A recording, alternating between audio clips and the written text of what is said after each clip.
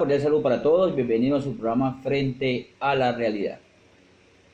Hoy a propósito de esta moda de las protestas sociales, de los bloqueos, no solamente en Colombia, sino en varias partes del mundo, los cierres en Buenaventura, por ejemplo, que está de moda que cierren el centro administrativo distrital CAT cada que alguien tiene un problema o cada vez que alguien quiere. Incluso es ilegal que se cierren se bloquee o se cierren estas dependencias, estas empresas. Sin embargo, aquí en Buenaventura se permite. Pero a propósito de esa moda de protestas, de bloqueos, de revoluciones, hoy queremos ponerles a ustedes en consideración un nuevo concepto de revolución que llama revolución molecular disipada, que la explica muy bien un señor, un doctor de Chile, un especialista en politología.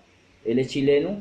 Entonces vamos a escuchar sobre esto de revolución molecular disipada. Esto viene hablando desde hace varios años, sin embargo coincide mucho con lo que pasó en este paro nacional en Colombia, que se generó a partir del 28 de abril del 2021 y que ha dejado tantos problemas a Colombia, tantas pérdidas, tantos problemas y no se ha solucionado mucho. Sin embargo, los hermanos chilenos vivieron algo parecido y nos vienen a contar sobre eso este especialista Alexis López Tapia, especialista en politología. Sin embargo, queremos que ustedes se enteren, vean, escuchen, analicen esto que él cuenta, lo confronten, lo pongan frente a la realidad con lo que sucede en Colombia y saquen sus propias conclusiones, saquen ustedes sus propias conclusiones. Siempre es bueno y los invitamos nosotros a ustedes permanentemente a que investiguemos de diferentes fuentes. Esto es algo que se dijo antes de, esto se viene diciendo antes de, y si sucede tal y cual como él dicen, es mucha coincidencia. Pero queremos dejarlo con ustedes con esta entrevista importante para que ustedes se enteren qué es la revolución molecular disipada. Ahora, don Fernando, yo quisiera referirme a un par de cosas que me parecen súper relevantes para iniciar la conversación. Y son dos cosas que creo fundamentales. Desde que empecé a difundir el modelo de revolución molecular disipada, que es el trabajo de los últimos 20 años que he desarrollado en forma personal y 40 años mi profesor de politología, pues bien, siempre insistí que bajo ninguna forma nosotros estábamos intentando criminalizar la legítima demanda social. De hecho, si los telespectadores van a mi canal a RCT, hay un primer video de noviembre de 2019 donde yo aparezco en el campo hablando y señalo inmediatamente que las demandas sociales, muchas de ellas son absolutamente legítimas y tiene todo el derecho de manifestarse la ciudadanía en forma pacífica. Pero muy diferente es que al amparo de la protesta legítima de carácter pacífico, grupos, movimientos, personas en forma individual incluso, y particularmente tribus urbanas también, actúen de manera violenta que deslegitima no tan solo la propia protesta pacífica, sino adicionalmente el sentido que podría haber tenido originalmente esa protesta. Y esto se proyecta en el tiempo porque escuché el término de guerra híbrida dentro de lo que habían estado ustedes conversando. Efectivamente, es parte de los modelos de guerra híbrida lo que estamos asistiendo. Esto es análisis estrictamente politológico, no tiene nada que ver con análisis estrictamente militar, que es como quieren ponerlo. Pero la característica peculiar es que se trata de conflicto prolongado, conflicto de desgaste. Aquí no hay, como en los modelos anteriores, toma de la Bastilla o asalto al Palacio de Invierno o un hito particular que le ponga término, por lo menos, al nivel de escalamiento de proceso, sino que la idea es desgastar, desmoralizar, instalar el caos como normalidad, y esto en el tiempo. En Chile llevamos un año y ya van a ser 6 meses del mismo proceso, y claro, baja en determinado minuto la coacción violenta, otras veces vuelve a escalar. En la zona sur del país, en la Araucanía, que es el equivalente de la región del Cauca, en Colombia, tenemos escalamiento a un nivel increíble. Acaban de haber hoy día 4 atentados simultáneos en distintos puntos geográficos, copamiento además. Y bueno, Lo primero entonces señalar, don Fernando, es que cuando uno hace análisis, lo último que quiere es tratar de criminalizar el legítimo derecho que todos tenemos en Chile, en Colombia y en todo el planeta de protestar por aquello que consideramos injusto o que nos disgusta por último, pero hacerlo de forma pacífica dentro del Estado de Derecho y sin violentar la propiedad pública o privada. Ahí están las consideraciones fundamentales, don Fernando. Eso es elemental, eso es clarísimo. El derecho de la protesta, el derecho a presentarle peticiones a las autoridades, son derechos constitucionales que nadie discute. Exactamente. Lo que nadie acepta es que el ejercicio de estos derechos venga acompañadas de formas de violencia que impiden el libre ejercicio de los derechos de la inmensa mayoría de la población. Aquí en Colombia estamos llegando a 50 millones de habitantes, póngale 48, 49, los manifestantes serán 20.000 o 30.000 o 15.000, ponga la cifra que quiera, o 50.000, y nos quedan por fuera 49 millones de personas que quieren vivir, que quieren trabajar, que quieren llegar a su casa, que quieren encontrar gasolina en las estaciones de servicio, que si se enferman quieren tener una cama donde los puedan atender y les puedan dar oxígeno porque están impidiendo la llegada de oxígeno a los hospitales. ¿Eso es de recibo? ¿Eso es manifestación popular aceptable, digerible? Pues claro que de ninguna manera. Eso es violencia, una violencia desatada en contra de la población civil, y entonces la cosa se desencadena de esta manera. Voy a tratar de hacer una digresión de análisis impropia, pero que permite explicar por qué se llega a la conclusión y se le tacha al modelo de revolución molecular, y voy a ir al tema de disipada inmediatamente, de ese modo. Si usted analiza desde la Revolución Francesa en adelante, los objetivos revolucionarios habían sido siempre explícitos, abiertos y directos. La Revolución Francesa parte con un cambio constitucional, primera característica, y finalmente se radicaliza hasta llegar, por supuesto, a la decapitación del rey, la instalación del terror, que dura un año y algo aproximadamente, y finalmente la reacción termidoriana que se llama. Y finalmente de todo el proceso termina pasando de ser una monarquía a una república y finalmente a un imperio, con un emperador, que fue Napoleón. Y cerrando el ciclo, vuelve la restauración y se vuelve a instalar la monarquía, salvo que en esta ocasión ya es una monarquía constitucional a la que va a reemplazar después la Segunda República y así. Hay objetivos de carácter entonces en esa y en las siguientes, revolución en Cuba, las que usted quiera analizar, que son, reitero, abiertos, directos y bastante específicos. Cuando a finales de los 60, desde la Revolución de los Estudiantes de París, los autores de deconstrucción, los más importantes, y siempre nombramos 4, pero son enorme cantidad, y esto es por simplificar y por tratar de comunicar de manera sencilla, ¿no? Michel Foucault, Félix Guattari, Gilles Deleuze, Jacques Derrida, y se le pueden sumar muchos más.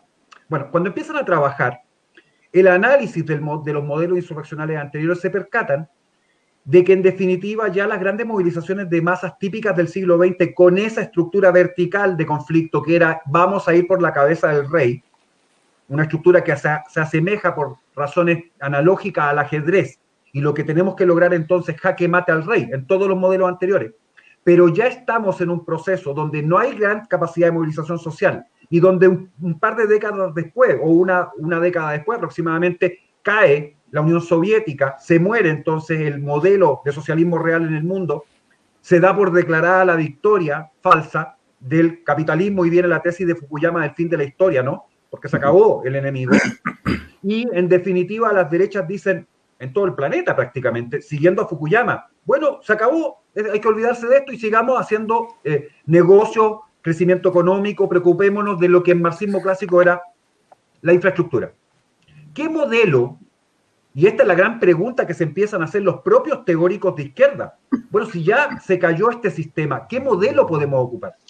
Y gente se pregunta, y hoy día estaba viendo un análisis bien interesante en otro canal, de varios analistas colombiano, que planteaban cómo es posible que una teoría que empieza finales de los 60, principios de los 70, venga a tener expresión formal del punto de vista práctico, insurreccional, revolucionario, entre otras cosas, porque no se refiere ni siquiera a eso, ¿ya? 50 años después. Bueno, porque se trata de un proceso. No, la primera característica de lo que tenemos que entender es que no es un hito, no hay un hecho particular, es un proceso. Y ellos definen entonces, y estos son los cambios más significativos a mi juicio, y por eso permite explicar lo que está ocurriendo, que sacaba como sujeto revolucionario la clase social, ya no es un problema de clase, por ende sacaban los grupos como problema, tampoco es un problema de células, y por eso lo bajan a nivel de molécula. Ellos hablan de molaridad y de molecularidad. Molaridad son las estructuras más complejas de carácter arbóreo, y este ya es lenguaje propio de construcción, pero lo bajan a nivel de raíces del árbol que no tienen estructura o que se ramifican en forma horizontal. Ese es el concepto central. ¿Por qué sirve? ¿Y por qué uno se metió a estudiar a estos filósofos y ese modelo para poder explicar el proceso? Porque la inexpresión de una demanda de carácter estructural que correspondería al modelo vertical anterior, la ausencia de esa demanda específica, que puede darse en el caso de Colombia en particular, porque lo que queríamos era que se cayera la reforma tributaria o que se fuera el ministro, pero eso va a ir avanzando. Bueno, cuando confluyen múltiples colectivos distintos, dispersos, no asociados necesariamente, con objetivos propios que incluso pueden ser antagónicos, usted entenderá que si están marchando por un lado, voy a poner un ejemplo, feministas radicales, anti-heteronormativas, patriarcales, falocéntricas. Ese es un conglomerado de los muchos que marchan y muchos que han hecho protestas. Aquí mismo en Chile están las tesis famosísimas por el baile que han desarrollado, junto con colectivos de carácter trotskista o leninista, ¿ya? Que también existen. Y de hecho, en pleno Bogotá, vi rayados del Partido Comunista Clásico en plena Plaza Simón Bolívar. Así que están los dos. Y resulta que el marxismo clásico es vertical, patriarcal, heteronormativo, etcétera. Para los comunistas clásicos, la homosexualidad es una desviación fruto de la burguesía y el capitalismo. Pero en reconstrucción, la homosexualidad es parte, teoría de género, entonces está aceptada e integrada. ¿Cómo marchan dos colectivos cuyos fines parecen chocar y terminan entonces confluyendo en una protesta molecular, masiva, por supuesto, pero molecular, donde no hay objetivo? Porque al final del día el gran descubrimiento y la gran herramienta, y está explicado y es de manual en los textos de deconstrucción, particularmente en Contribución a la guerra en curso, colaboración de Deleuze con Tikkun, el colectivo de construccionistas francés físico, que existió físicamente como grupo entre el 99, 98 y el 2002 aproximadamente, y que desaparece y se sumerge y se transforma en el ejército de la sombra a propósito de la detención de su líder, acusado de realizar atentado explosivo en el metro de París. Pues bien, en ese libro que estoy citando, Contribución a la guerra en curso, una de las frases capitales es, bueno, dejémonos de cosas, dicen, porque al final de las cosas, el terror y la crisis son maneras de gobernar. Y esa es una frase capital, absolutamente capital para entender el fenómeno. ¿Qué ocurre cuando estas masas dispersas, moleculares, no articuladas, que tienen fines distintos, ponen en jaque el ejercicio del monopolio de la legítima violencia por parte del Estado? ¿Qué es lo que pasa cuando la policía es excluida por presión, por todo lo que ustedes ya han venido comentando? Ocurre que la gente empieza a sentir miedo, temor, terror. Y esa es una forma de gobierno, como el caos también lo es. Y la gente dirá, ¿cómo usted puede gobernar con caos? El problema de gobierno, y es un análisis súper basal, viene del origen de la palabra. Gobierno viene del griego tokibernetes, el navegante, o kiberne, el timón de un barco. El que toma el timón de un barco puede ser el capitán del barco, puede ser el timonel, que es una figura secundaria, que tiene conocimiento técnico, puede ser un tripulante al que se le asigna tomar el timón en determinado minuto, pero también puede ser un pirata que se sube al barco y toma el timón y dirige la nave hacia determinado lugar. Cuando ellos dicen el terror y la crisis son formas de gobernar, es porque no se requiere estar en el poder institucional vertical, ser presidente de la República, para gobernar. Ellos pueden gobernar imponiendo vía terror y vía caos, determinada dirección a la nación que termina desembocando en algún lugar. Ahí está la explicación de por qué en ese aparente no objetivo de todo este conglomerado del que estamos hablando, finalmente sí existe capacidad por coacción, por una parte, o por consenso, por la otra, palo o zanahoria, la capacidad de dirigir el país a cierto lugar. Chile, ¿cómo parte la protesta? Teóricamente por un alza de 30 pesos en el metro. ¿En qué deviene la protesta en un mes en cambio de la Constitución?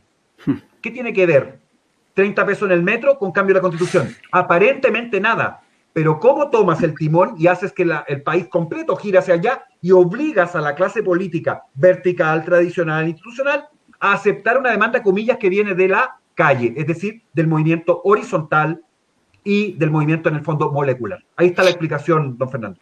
Qué importante tema este de la revolución molecular disipada. Mucha coincidencia con lo que ha sucedido en este paro nacional en Colombia y lo que se viene dando con las diferentes protestas sociales, que todos reconocen que la protesta social es algo legal, pero sin embargo los bloqueos, lo que derivan de ellos, los vandalismos, son ilegales.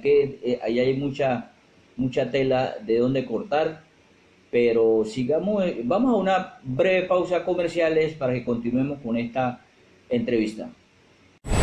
Ya llegó a Buenaventura, una tienda exclusiva de productos para bajar de peso. Mercy's Store, belleza, salud y bienestar. Baja hasta 15 kilos en un mes con el revolucionario té Ayazo Tea y las gotas Resolution. Y si lo que deseas es reducir abdomen, tenemos el kit lipo manual, crema para masaje y la gel reductora. Estamos ubicados en el barrio Santa Rosa, frente a la entrada de la cancha de Montechino. Carrera 17B, número 3B23. Domicilios al 317-852-5623 y al 304-126-6100. Mercy's Store, visítanos para tener el gusto de atenderte. Gracias por continuar con nosotros en su programa Frente a la Realidad. Continuemos escuchando al doctor Alexis sobre la revolución molecular disipada. Don Alexis, si me permite, doctor Fernando, oyentes de la Hora de la Verdad. En Bogotá, obviamente, uno de los primeros personajes de la vida pública que ha hablado de la revolución molecular disipada fue el expresidente Álvaro Uribe Vélez.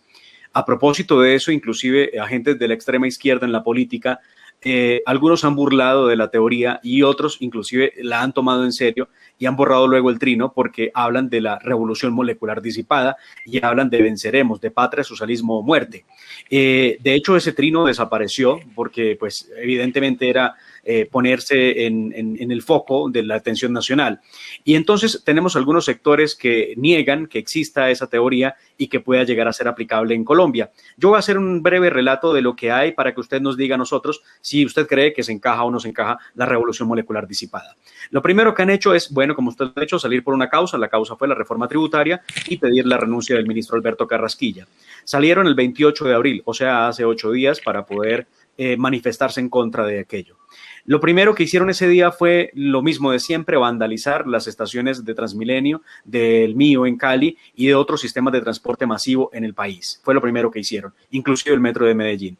Al siguiente día las protestas fueron escalando y fueron más vandalizados los buses, inclusive llegaron a quemar varios del sistema de transporte. Al tercer día y cuarto día hubo marchas menos intensas, pero ya entre el cuarto y el quinto día se empezó a ver los primeros enfrentamientos muy duros con la fuerza pública al punto de dejar a varios de ellos heridos y empezar a reportar supuestas pérdidas humanas en medio de los enfrentamientos. Eso es lo que estamos viendo al momento, es la radiografía que le hago, a ver si esto tiene o no tiene un parecido o encaja en lo que usted ha explicado. Gracias, Marcelo, pero lamento tener que refutar de entrada lo que ha dicho, porque el expresidente Fernando Uribe no ha sido el primero que se ha referido a revolución molecular en Colombia, sino específicamente quien es nuestro anfitrión, don Fernando Londoño, que me entrevistó en noviembre de 2019 a propósito de este tema. Y en esa entrevista, cuando él me pregunta qué es lo que ve usted en Colombia, yo le digo, lamentablemente, lo que va a ocurrir en Colombia va a ser un calco, está así la frase literal, de lo que ha pasado en Chile. Se lo dije a un mes del inicio del proceso insurreccional revolucionario en mi país. a un mes. Y se produce con esto un efecto que no es nuestra la frase tampoco, como revolución molecular tampoco es mía, porque es de Guattari y disipada es del profesor Heineke, pero voy al punto.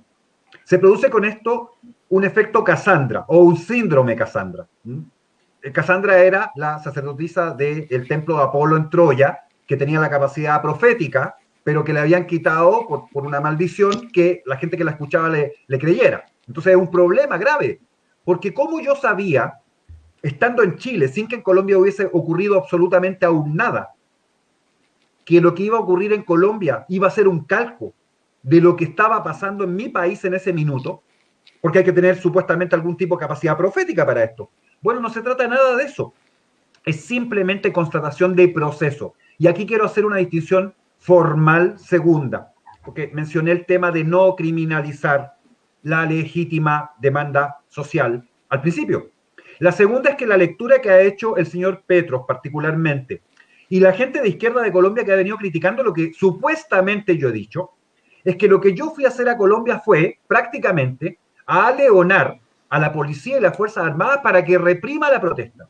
Y yo los quiero invitar a todos a que revisen con atención las conferencias que di allá, que quedaron grabadas en video, que están en mi propio canal, las anteriores incluso, cuando yo les alerto de lo siguiente, explico lo que es conflictividad vertical, la que todos entendemos entre ejércitos, etcétera, y explico conflictividad horizontal, y lo ejemplifico, y esto es metodológico y además es teórico, respecto a usar el ajedrez como concepto y el Go, el juego oriental que se llama Weiqi en chino y Baduk en coreano, como la analogía que ocuparon los propios deconstruccionistas para el modelo, del punto de vista de la estrategia. Y yo les digo enfáticamente, cada vez que he tenido que decirlo, que la policía y las Fuerzas Armadas no tienen capacidad, ni preparación, ni saben cómo enfrentar un modelo horizontal de conflicto. Y con esto lo que les alerto, y me lo preguntaron específicamente, ¿y qué tenemos que hacer? Bueno, el problema es que tienen que desaprender toda la formación vertical que tienen por mando, estructura, jerarquía, para poder entender este otro modelo de conflicto. Y en ese modelo de conflicto horizontal les pasa lo que yo hago como analogía, que es lo siguiente.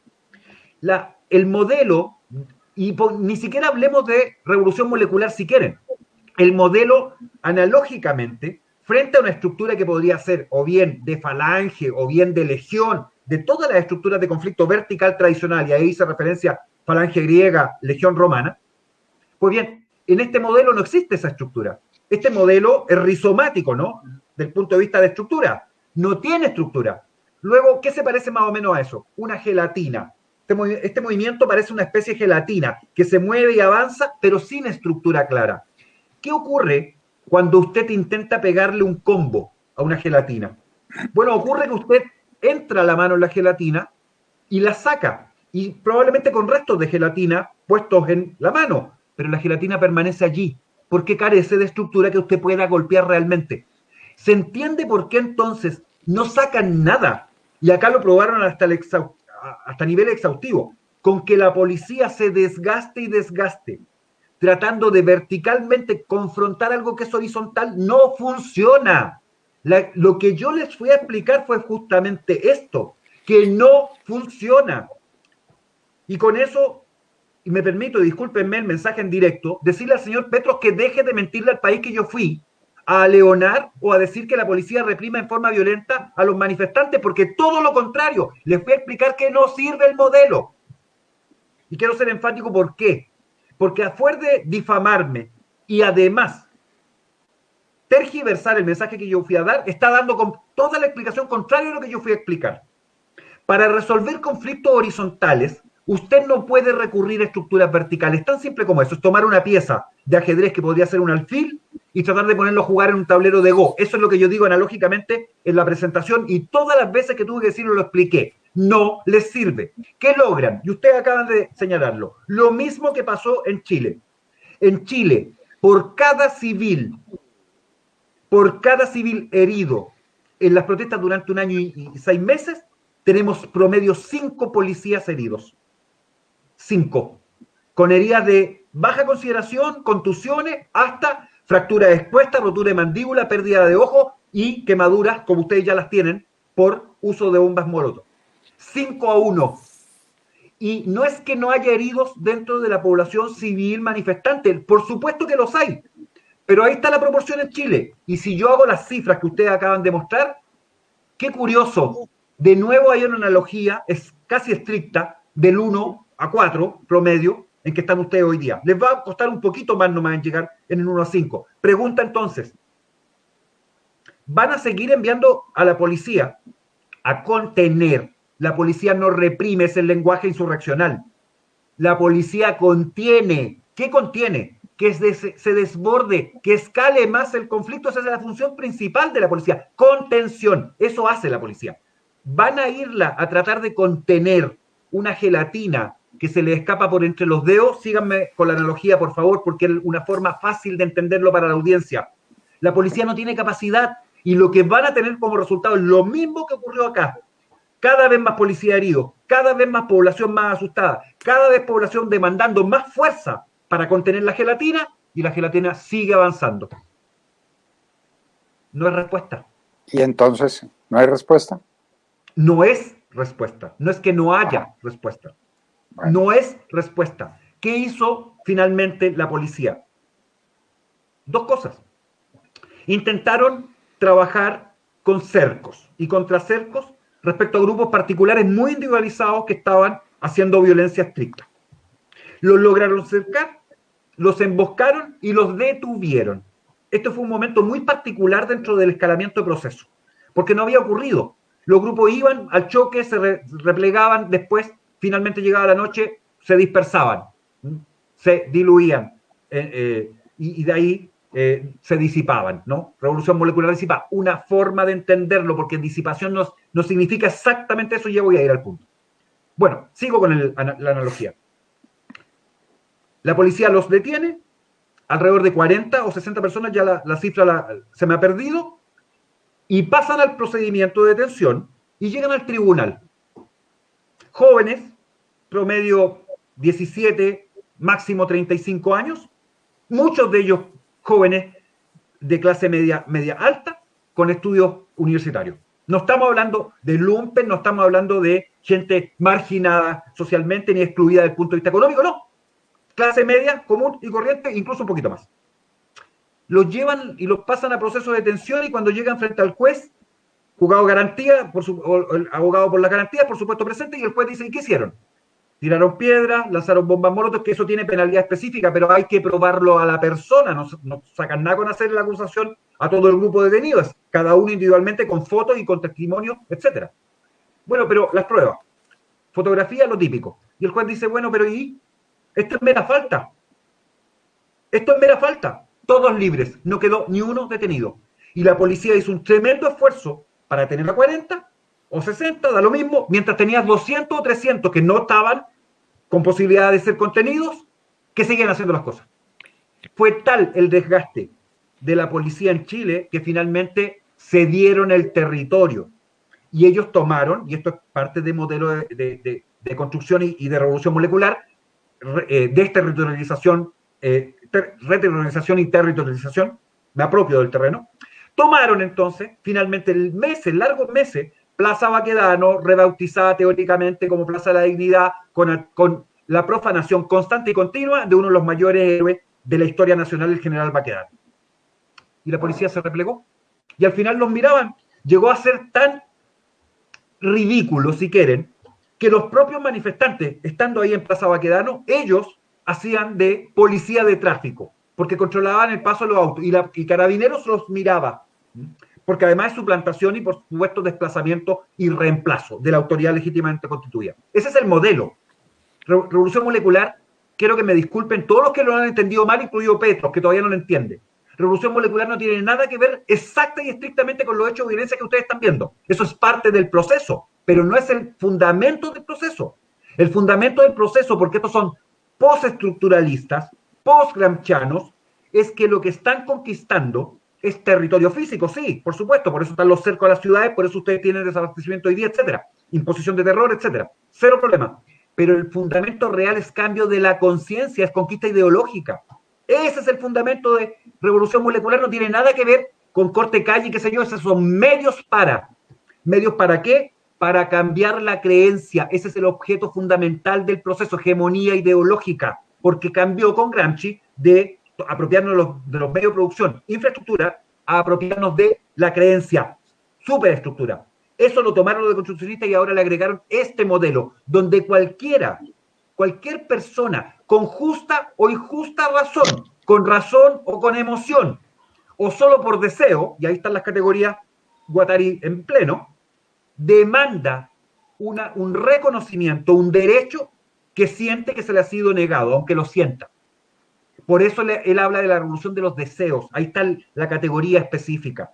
¿Por qué? Porque lo que se manifiesta son individualidades entrelazadas en forma radicular, y esa es la estructura de no estructura, que todas juntas en micro revoluciones terminan haciendo la gran revolución. Y la gran revolución tiene que ver con un cambio a nivel cultural.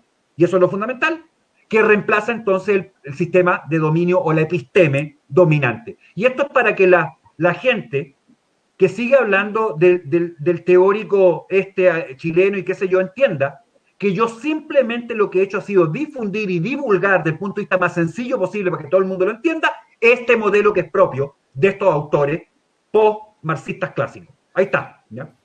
Doctor Alexis, pero bueno, al final, bueno, usted dice que lo que se está buscando es un cambio cultural, ese es el trasfondo, pero debe haber algún poder detrás de esto. No sé si potencias extranjeras, por ejemplo, sé que en Chile fueron capturados algunos funcionarios del SEBIN y fueron expulsados del país. ¿Quiénes están detrás de esto? Pues, como qué redes internacionales y a nivel interno, ¿quién se va a apropiar de la bandera? Porque me imagino que llegará el punto en que alguien tendrá que tomar el poder, pero de manera personal, o ese punto jamás llega. Sí, gracias, Jair. La pregunta es clave, y voy a permitirme sorprender a la audiencia un segundo y a ustedes probablemente. Miren lo que voy a decir. Sería ideal que el señor Gustavo Petro fuese el próximo presidente de la República. Gracias.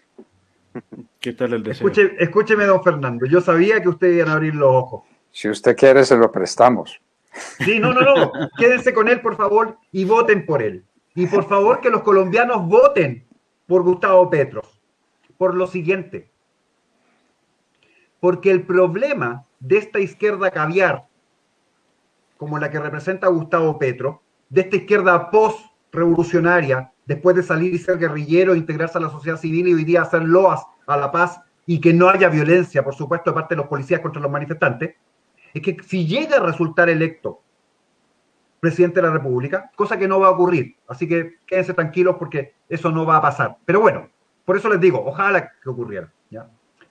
Le va a ocurrir lo mismo que están viendo y 10 veces peor, porque el modelo lo que dice es que este señor representa todavía esa izquierda institucional vertical que no tiene nada que ver con las demandas horizontales.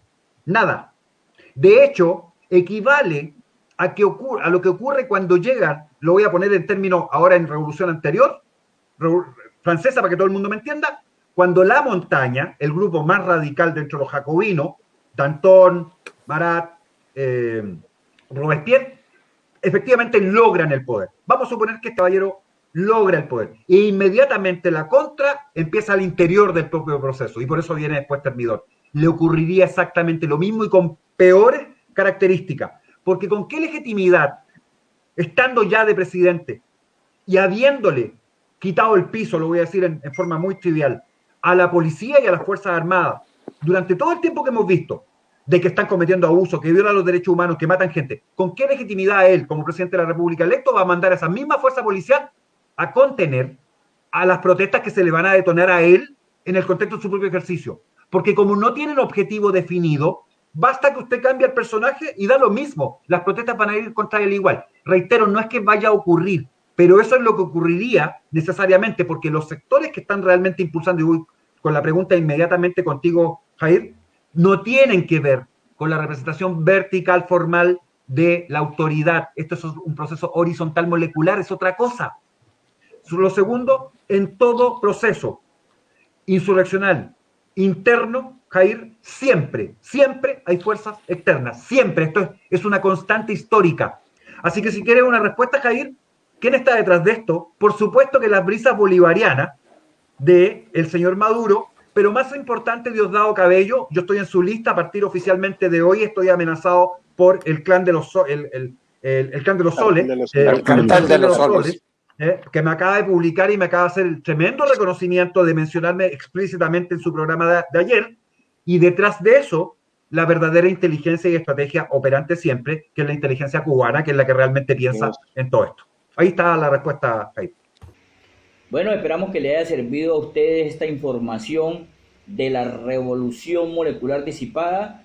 Ya decíamos, es un especialista en politología de Chile. Ellos vivieron algo parecido, esos desmanes, esos desórdenes parecidos a los que nosotros vimos en este paro aquí en Colombia.